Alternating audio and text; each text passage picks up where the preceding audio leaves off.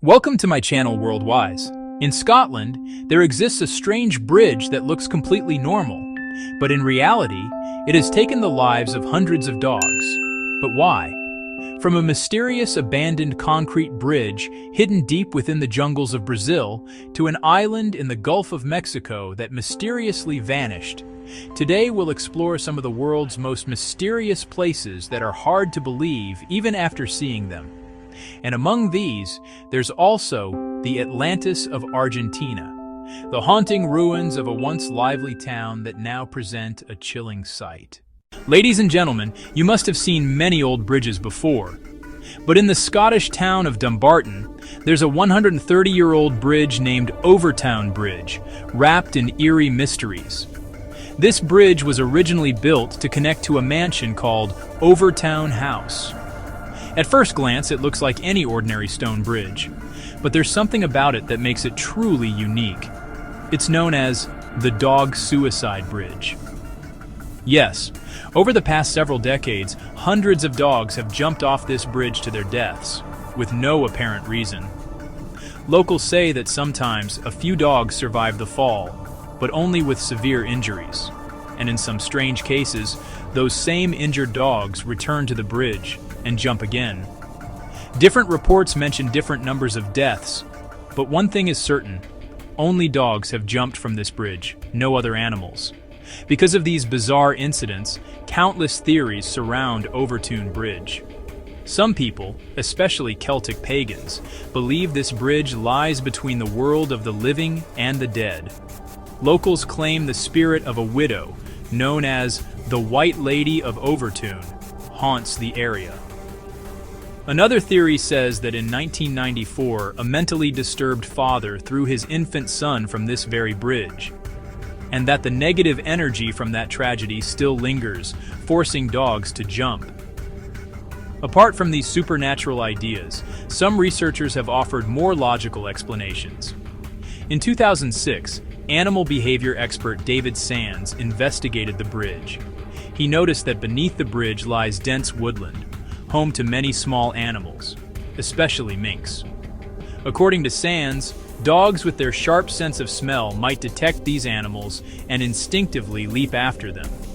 He also suggested that the bridge's design and angle create an illusion.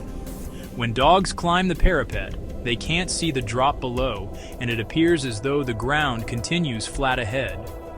But even this theory hasn't been fully proven. No solid evidence has ever confirmed it.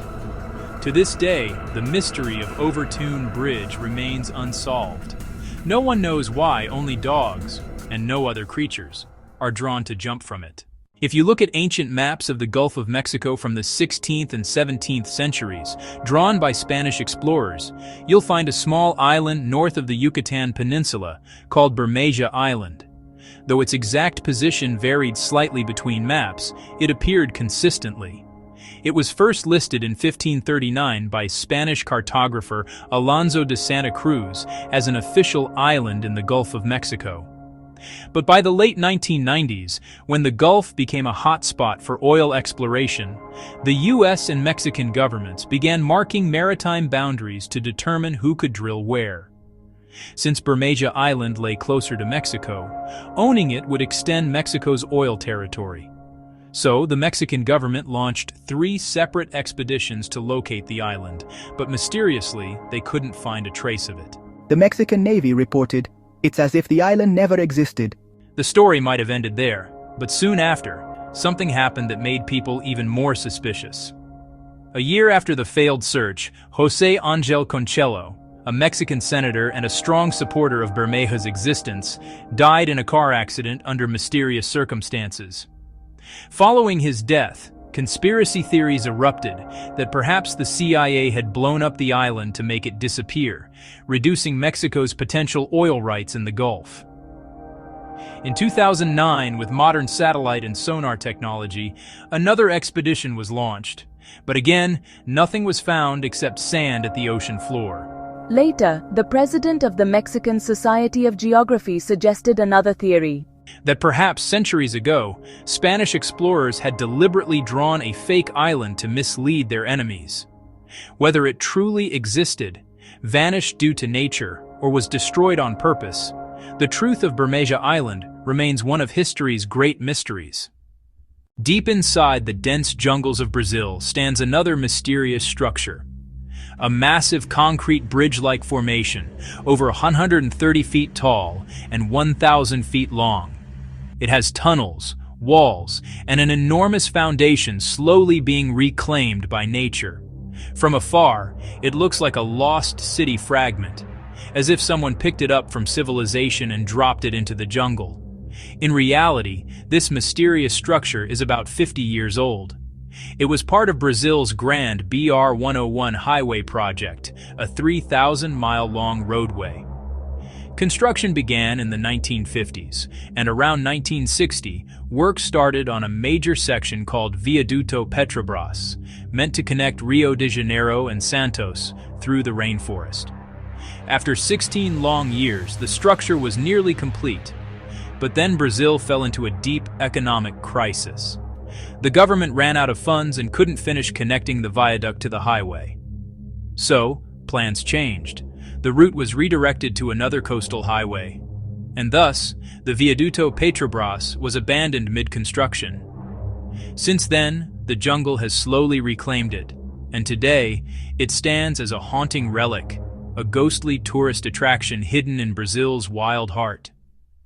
In 1920, around 400 miles from Buenos Aires, Argentina, there was a small lakeside resort town called Villa Epiquen, built on the shore of a salt lake named Laguna Epiquen. The lake was famous for its healing waters, said to cure skin and bone diseases. Soon, it became a popular weekend getaway for Argentina's wealthy class. The town had a railway station and a population of around 1,500 people. And at its peak in the 1970s, it could host up to 5,000 tourists at once. Hotels flourished, and business was booming. But the town's safety relied entirely on one dam separating it from the lake, a dam that unfortunately was neglected. On November 10, 1985, a violent storm broke that dam. For 2 continuous weeks, the town was slowly swallowed by water. Residents had no choice but to flee. Eventually, the entire town sank 30 feet underwater. For 25 years, Villa Epiquen remained submerged, until 2009, when the waters finally began to recede. What emerged was a ghostly scene: crumbling buildings, rusted cars, and streets coated in white salt. The town's remains looked like a post-apocalyptic painting. Among the ruins, one man returned, Pablo Novak, then 81 years old. He was the only one out of 1,500 residents who came back to live in his ruined home. In 2020, he was declared the cultural ambassador of Villa Epiquen.